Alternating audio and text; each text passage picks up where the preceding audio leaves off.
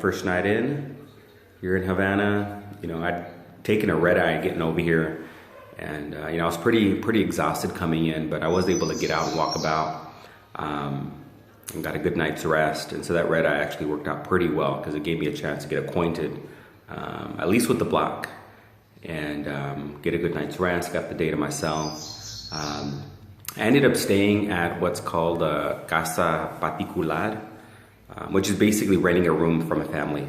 And I found it on an Airbnb listing. So places to stay at in Havana, and other parts of Cuba too, can be found on Airbnb as of about a year ago, which is really convenient, especially for folks that are in the States that are familiar with it. But other options, of course, are staying at hotel, hostels, which I wanted to go for, but they seem to have been booked up real quick by the time I got to them. But the place that I'm at is fairly accommodating. From what I understand, I think that the doctor who I've rented it from at least manages the place. There's a senora that's kind of serving as a host, but I had communicated with a U.S. citizen in arranging the reservation on Airbnb. And so I'm not quite sure how that network works out, but it's worked out for me. I'm here. The room is pretty accommodating, of course, a bed, closet, TV, fridge, access to private bathroom. And this is about as accommodating as you're going to find at any Airbnb, at least the ones that I've stayed at. So it's a pretty good deal. I think I'm at maybe about, it was about 18 cooks a night.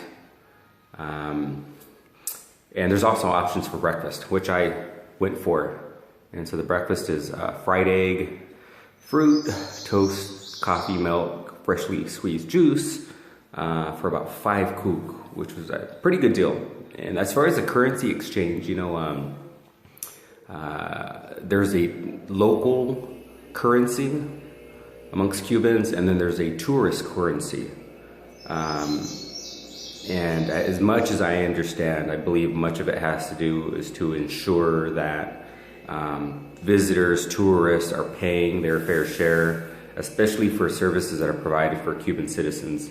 And so the currency exchange rate goes at about 1 cook to a little less than I think a little more than a U.S. dollar, maybe about $1.20 is my guess.